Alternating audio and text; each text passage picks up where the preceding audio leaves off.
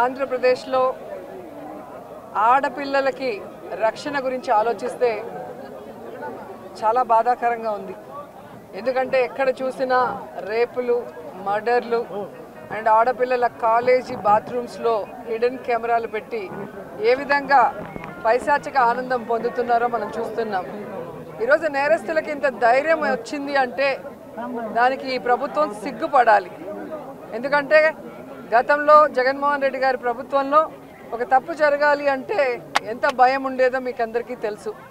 So ఎవరైనా కూడా దిశ యాప్ని యూజ్ చేయకుండా ఏదైనా అఘాయిత్యానికి అమ్మాయి లోబడితే 24 గంటల లోపల నేరస్తుల్ని అరెస్ట్ చేసి వారిని శిక్షించే విధంగా చట్టాలని కఠినతరం చేశారు. కాబట్టే ఆ రోజుల్లో ముచ్చుమరి లాంటి ఘటనలు జరగటం అనేది మనం చూసుండం.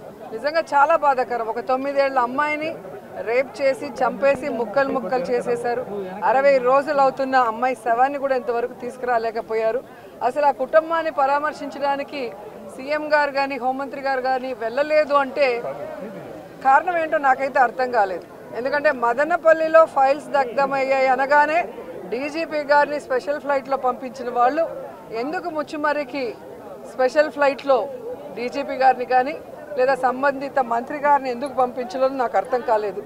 అలాగే నిన్న పేపర్లో చూశాను, గుడ్లవల్లేరు కాలేజీలో బాత్రూమ్స్లో హిడెన్ కెమెరాలు పెట్టారని పిల్లలు వచ్చి ఆడపిల్లలు చెప్తే అసలు అక్కడ ఏం జరగలేదని ఎస్పీ గారు చెప్పడం చాలా దురదృష్టకరం.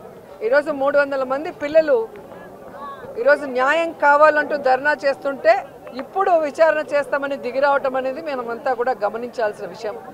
అలాగే ఈ ప్రభుత్వం వచ్చిన తర్వాత మీరు చూస్తే ర్యాగింగ్ భూతం ఎలా ఎక్కువైందో మనం కళ్ళారా చూస్తున్నాం. నారాయణ కాలేజీలో మెడికల్ విద్యార్థినిని ర్యాగింగ్ చేసి చంపేశారు. అలాగే కలికిరిలో జేఎన్టీయూలో విద్యార్థి ర్యాగింగ్ చేయడం వల్ల ఎలా ఆత్మహత్య చేసుకుందో గమనించాం. అంటే గత 5 సంవత్సరాలు లేని ర్యాగింగ్ భూతం మళ్ళీ ఈ ప్రభుత్వం వచ్చాక ఎలా పిల్లల ప్రాణాలు తీస్తుందో మనం గమనించాల్సిన విషయం. నేను ఈ ప్రభుత్వానికి ఒకటే చెప్పగలను, రెడ్ బుక్ రాజ్యాంగం మీద పెట్టిన దృష్టి ఇంట్రెస్ట్ పక్కన పెట్టి ఆడపిల్లకి రక్షణ కల్పించడంలో గౌరవాన్ని కల్పించడంలో మీరు ముందుండాలని కూడా వాళ్ళని కోరుకుంటున్నాను. అనింది రోజు అనింది అది అడిగిపోయింది. ఇప్పుడు కంటికి కనపడకుండా పోయింది. అది 40,000 పైన ఎంతో పోయింది. మరి ఏంటి రోజా పరిస్థితి ఏంటి తమ్ముడు?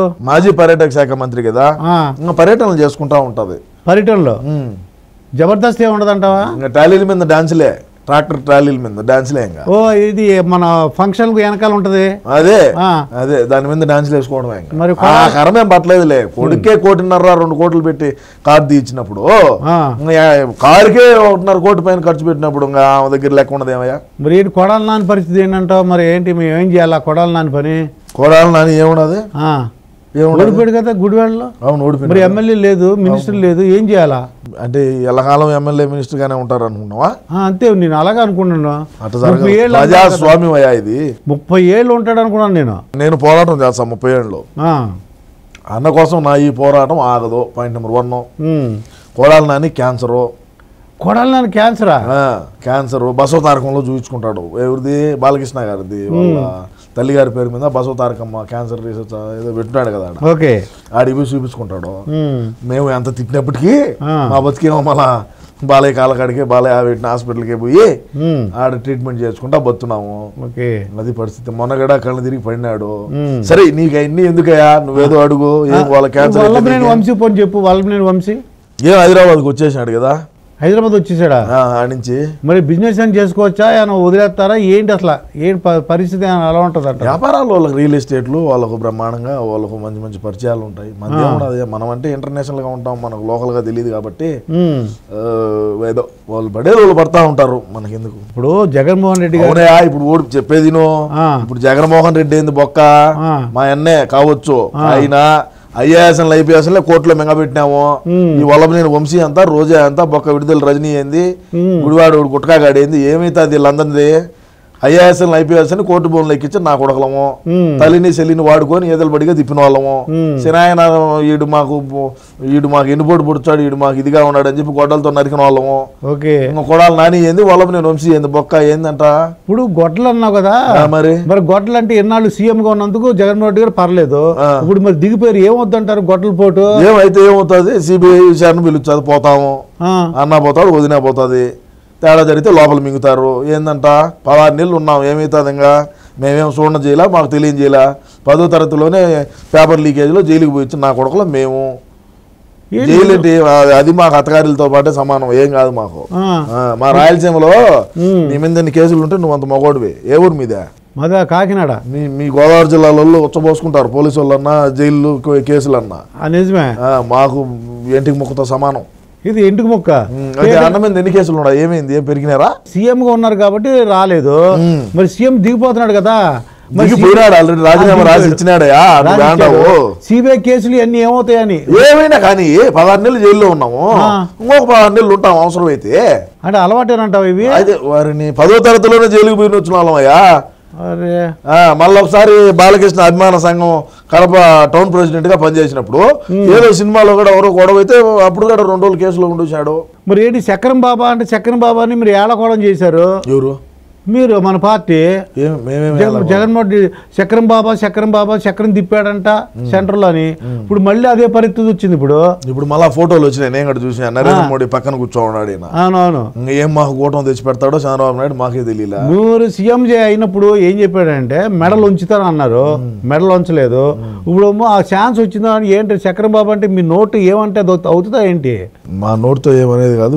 మా నోరు కన్నా కూడా ఇంకా పెద్ద నోరులు కొన్ని ఉన్నాయి చక్రం బాబా అంటే నిజంగా ఏంటి చక్రం తిప్పినాడు ఇప్పుడు తిప్పుతాడు ఆడిపోయి స్క్రూ కన్నా టైట్ చేసే కొద్ది ఏడ టైట్ అవుతుంది ఆల్రెడీ పోలీసు వాళ్ళను సచివాలయాలకు ఏదో పంపించినాడు ఏందో డాక్యుమెంట్లో ఏందో తారుమారు చేశారని చెప్పి ఏం చేస్తాం చూద్దాం ఏది ఏమైనా మా ఓడు పులి భయపడ్డావు మాకు కావాల్సినంత డబ్బు ఉన్నది తండ్రి పదవిని అడ్డం పెట్టుకుని 16 లక్షల కోట్లు లూటీ చేసి 16 నెలలు జైల్లో ఉన్నాము అర్థమైందా అదే విధంగా చూస్తే షర్మిలాని ఏ విధంగా రోడ్ల బడిగా తిప్పినాము పార్టీని ఏ విధంగా బలోపేతం చేసింది ఒక అవకాశం తల్లి ఒక దిక్కు చెల్లి ఒక దిక్కు పెళ్ళాం ఒక దిక్కు తిరిగినారు అవకాశం వచ్చింది మరి ఈరోజు మేమే తండ్రి పదవిని అడ్డం పెట్టుకొని లక్షల కోట్లు లూటీ చేశామంటే ఈరోజు మేమే స్వయంగా ముఖ్యమంత్రిగా పీఠం మీద కూర్చో ఉన్నటువంటి మా జగన్మోహన్ రెడ్డి అన్న ఎన్ని కోట్ల రూపాయలు సంపాదించుకుంటాడో ఒకసారి ఆలోచన చేయండి